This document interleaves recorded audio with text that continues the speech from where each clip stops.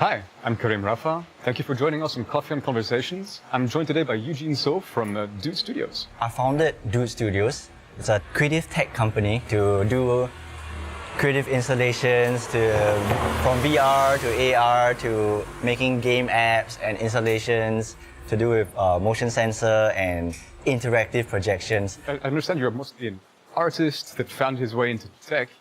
Was that a conscious choice to move into the technology sector, or was it more of a limitation of the art that led you to explore further boundaries with technology?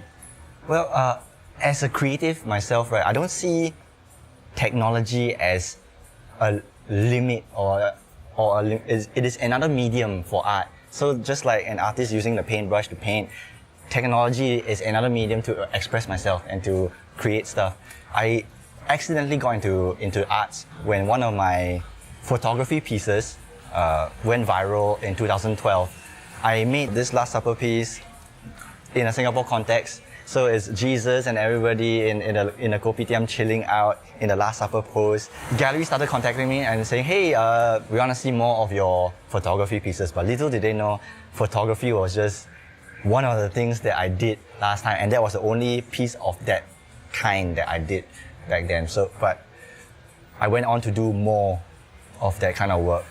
Are you moving towards building more of your work in technology base, or are you still focusing a lot on photography? I am focusing less on photography. For a very long time, people were telling me, hey, you do photography, right? And you do technology stuff. Why don't you merge the two?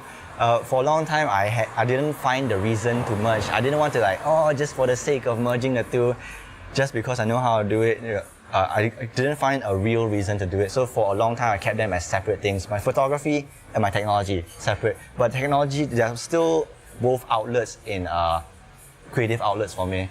Until recently, in Moscow, where Singapore Tourism Board revived my old photography series with the Last Supper and everything. It's great that you've got the artistry on one hand and the technological background to make the most of it, and it's truly a changing space. Now, I understand you've been using your VR application and your artist background in helping dementia and Alzheimer patients. Is that right? Yes, that's right. Can you tell me a bit more about that? So from the starting of the year, I've been experimenting with virtual reality for the elderly to see whether we can take them out of the hospital or the nursing homes. If they're bedbound, we bring them to other places, or either around in Singapore. These 360 video scenes taken in Singapore are all exotic places like under the sea, in the mountains in China, that kind of places. So they have been responding well to it.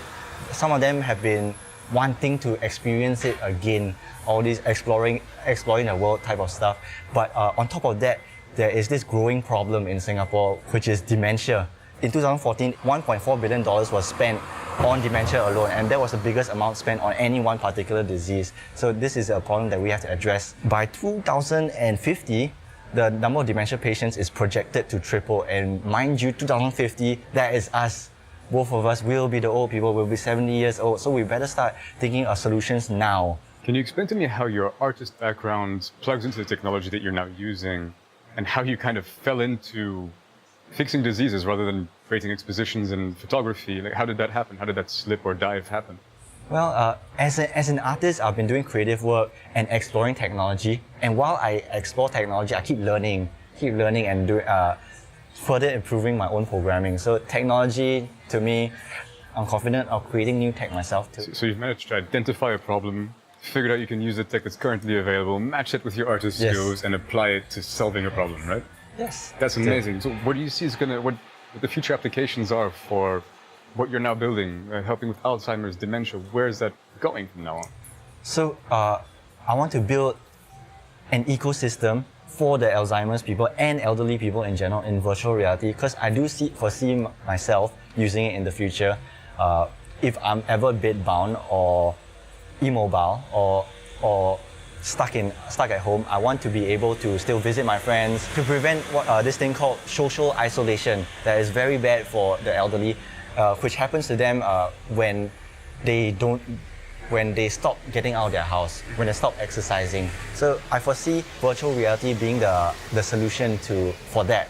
It's a different approach from government initiatives that are asking younger people, volunteers, to come and socialize with the elderly in homes or at their house. Yes, I want to be able to maintain that kind of dignity for the elderly and for myself when I'm an elderly next time, so that when I put on the goggles, is because I want to do it and I'm socializing with my friends that I choose to be with, not taking handouts from the government where they send whoever to come and just chit-chat with me. It's very patronizing. I understand that, but can you tell me more about what's currently being done to help people with dementia, Alzheimer's? I saw a few memory games where they practice memory games on it, which is still good to boost their own memory. And they have those programs where volunteers will go and chat with them, which is very good also.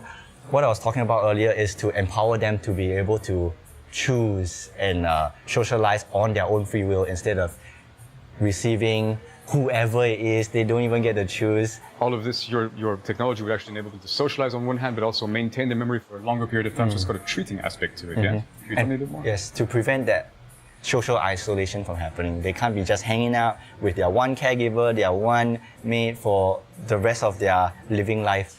I want them to be able to choose and hang out with whoever they want to.